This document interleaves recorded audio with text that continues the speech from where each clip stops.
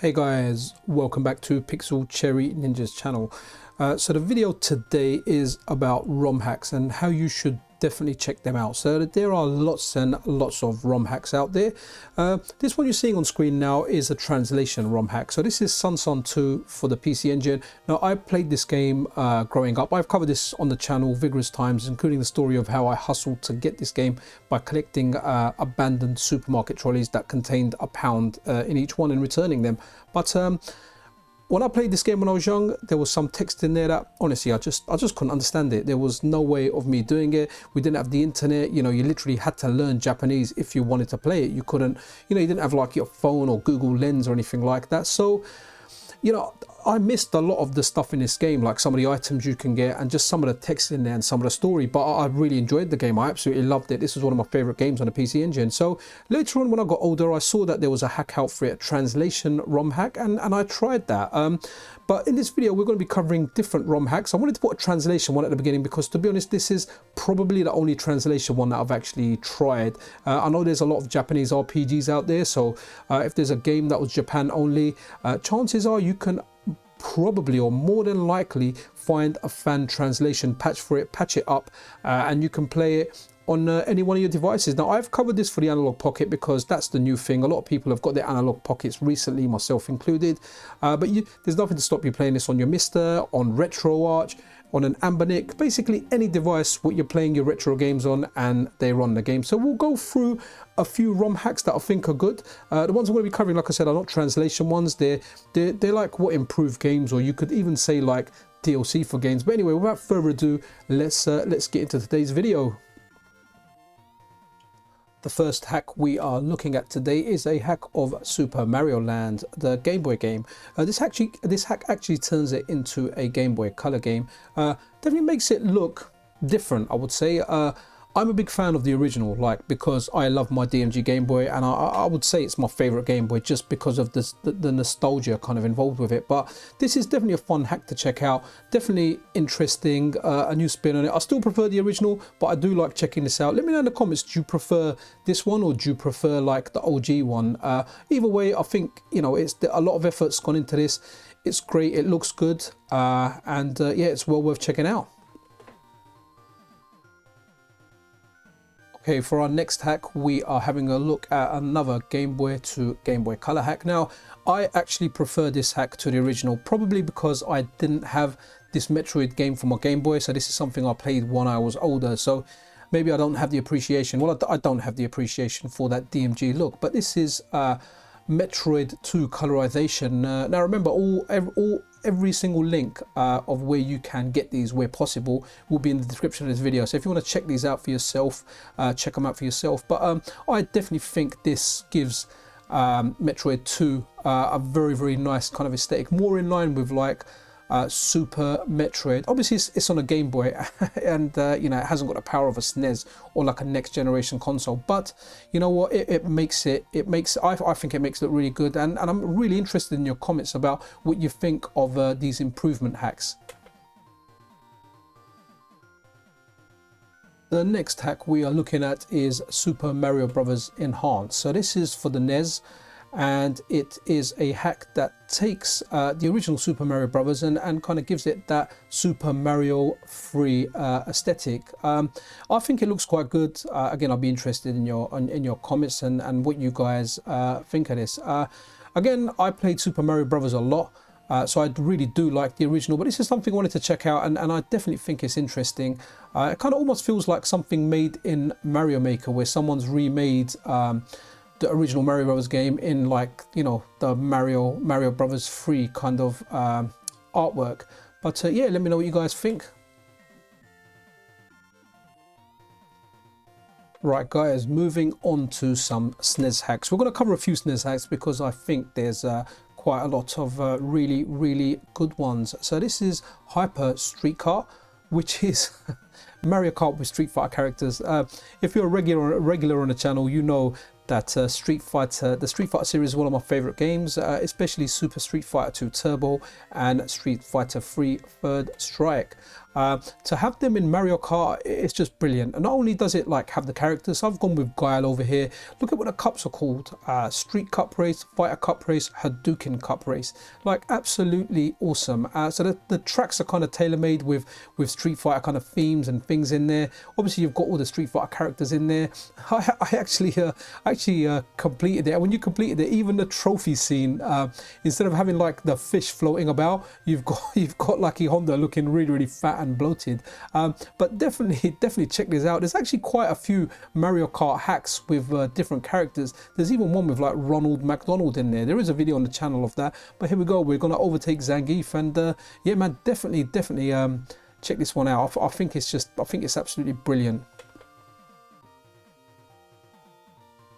Okay, for our next game, we are having a look at this classic Zelda: A Link to the Past. So this is the Redux plus the kind of retranslation. So some of the things have been changing. It's like the flute is changed to ocarina. Some of the text is made somewhat better. But this is just like a simple recolor of it. So if, like myself, you haven't played The Legend of Zelda for a long time. So I initially completed this on the SNES, like one of the best games I've ever played. And then I completed it on the Game Boy Advance when I had my Game Boy Advance and it was released as a game, and it's a big game. If I do decide to play it again, I will play one of like the color restorations. Sorry, I can't do it too much kind of justice here because obviously I'm just at the beginning of the game and I can't show too much, but definitely check this one out.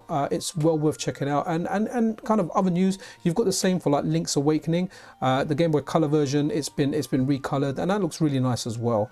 Yeah, so definitely check this one out. Okay, so the next ROM hack we're looking at is a hack of Super Mario World. There's lots and lots of good hacks of Super Mario World. Now, like this is called the Mini Quest, and honestly, to sum it up, this is like a 2D Legend of Zelda Wind Waker.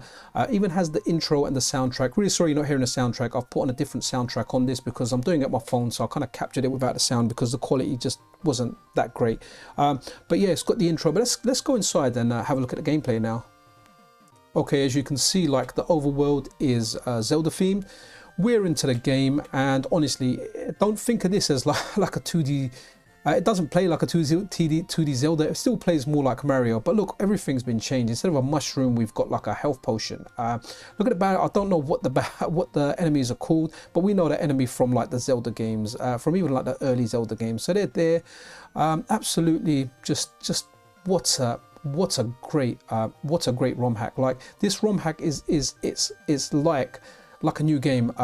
You know, don't be surprised if you saw this and this was on like the Nintendo eShop for the Switch and it was priced at like, I don't know, $19.99 as you know, Zelda visits Mario, I don't know, just something, and people would pay that because it is just amazing. You've got the chickens in there. The next level, which you don't see, you actually get to ride, you get to sail his little ship or the boat he's got in the Wind Waker. But this is a brilliant hack. You know, definitely check this one out. It is honestly like, there's some hacks once in a while that come out and I'm like blown away, and this one literally blew me away. Just so much effort has gone into this. It just looks amazing. Okay, we are going to have a look at a couple of Megadrive, aka Genesis hacks. This one is hilarious.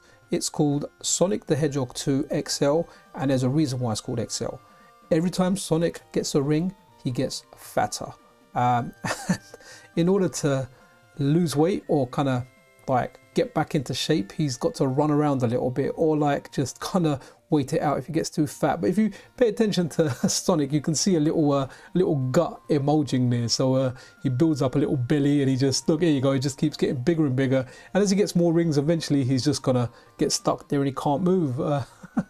So definitely check this one out. It's hilarious.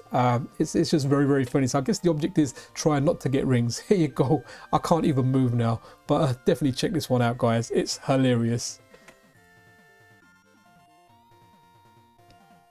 Okay, for our next hack, we are going to have a look at Streets of Rage 2. So this is Teenage Mutant Ninja Turtles of Rage, the final Shell Shock. Now, I'm a big fan of Streets of Rage 2. And I really like the Streets of Rage 2 hacks. I like the Turtles ones, there's Street Fighter ones, there's even one that turns it into a shoot 'em up. There's one where you can be like wrestling characters, Sonic characters, The Simpsons. Honestly, the list just goes on. This game's had a lot of hacks. And as you can see, look, I'm Raphael from the Turtles, man. And it's just so much fun. If you're a fan of Streets of Rage 2 games, you just kind of don't want to mix it up a little bit. Like I'm a big Street Fighter fan, and I'm a big Streets of Rage fan. So to have those two there, there's one that I featured recently on the channel, and honestly, it plays and looks really, really well. Like Ryu in that one just plays like bang on.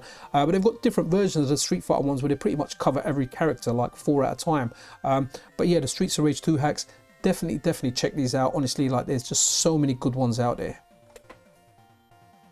Okay, so for our next one, we are going to have a look at a hack of a game called Ninja 5.0. Absolute banger of a game. Really like enjoy this game. I think this came out towards the end of the Game Boy Advance life cycle, but I remember playing this and thinking, wow. And the Spider-Man hack, Spider-Man Homecoming, just fits really nice. Instead of ninja stars, he fires the webs. He's also, instead of like the sword thing, he's got like a punch which kind of looks like something out of King of Fighters, but amazingly, like the kind of grappling hook he's got kind of transforms the web, so you can kind of jump up and swing around with that as long as I can figure it out. But yeah, no, here we go, there we go. So you're swinging around and it's just really good. Ninja 5.0 is an excellent game. Having Spider-Man in it, it's just so fitting. There's some hacks that like they just fit so well, and this one here just looks really good. If you're like a fan of Shinobi or anything like that, you'll like this game. So check out this hack, check out the original Ninja 5.0, absolute badass of a game. And Spider-Man, yeah, Spider-Man just does this hack justice. Okay, the next few hacks we're going to look at are going to be Castlevania hacks. We're going to look at a hack for each one of the 3 games on the Game Boy Advance, starting with the middle game, Harmony of Dissonance. So this is called Revenge of the Findesiecle Deluxe Plus. There's been a few updates, but you can put in different character names. Like I'm going to put in Mario, and we're going to start the game as Mario. Okay, so yeah, man, about to start off. Lovely intro. Here we go. You've got Mario in Castlevania Harmony of Dissonance. There's a whole list of characters. I'm going to bring the list up on screen, but you can be like Mega Man. You can be the guys out of the Bloodline games, Eric Lacard and John Morris. The list just goes on, and it's always being worked on. Now I know recently there was a recolor of Harmony of Dissonance that really, it makes the game look so much better, because these games were designed with the Game Boy Advance screen that, you know, let's say the initial one that didn't have a backlight. Now that we've got backlit screens and we've got nice screens like the Analogue Pocket, or we're playing them on big screens, it's nice to have like a palette change, and they're trying to bring that, but they're going to bring that palette change. It's planned into Revenge of the Findesiecle Deluxe Plus. So definitely check this one out. You know, you can be different characters in there. It just kind of mixes up that Castlevania formula. But yeah, imagine that you've got Mario in there, man. really good. Check this out, and let's move on to the next hack, which is going to be another Castlevania one. Okay, so for our next hack, we're taking a look at Castlevania Aria of Sorrow, and this is a color hack that makes the colors seem like Symphony of the Night colors. So remember, we played these Castlevania games on screens that weren't that great, but now that we've got good screens, it's nice to go for a darker color palette. But this looks absolutely banging. I'm a big fan of this. I think it looks really nice. Definitely adds a lot more atmosphere to the game, and I think it's something you guys should definitely check out. Okay guys, so for our final hack and our final Castlevania hack and our final hack in this video, we're having a look at one of Castlevania Circle of the Moon. This is where you get to play as Kid Dracula. Now there's not too many hacks out for Circle of the Moon, because as far as I know, it's easier to make hacks for Aria of Sorrow and Harmony of Dissonance, but this is a really cool one. It replaces Nathan Graves with Kid Dracula, and I think he just fits really well into this. It just literally looks like it's part of the game. So a really good one to check out. Definitely check this one out, and check out the other hacks, and let me know if there's any hacks I should check out. This brings us to the end of our video. We had a look at a variety of ROM hacks. If you're into ROM hacks yourself, let me know what ROM hacks you like and what ones you think I should try, what ones you think are really good, and even put down what ones you think are bad. Personally, I think ROM hacks definitely adds like a new lease of life to old games. I always refer to them as like DLC for your old and favorite games.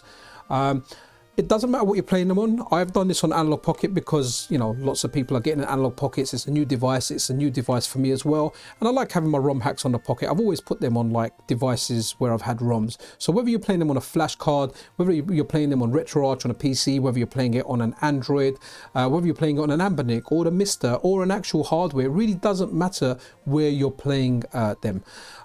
Enjoy ROM hacks. They're really, really good. But this brings us to the end of the video.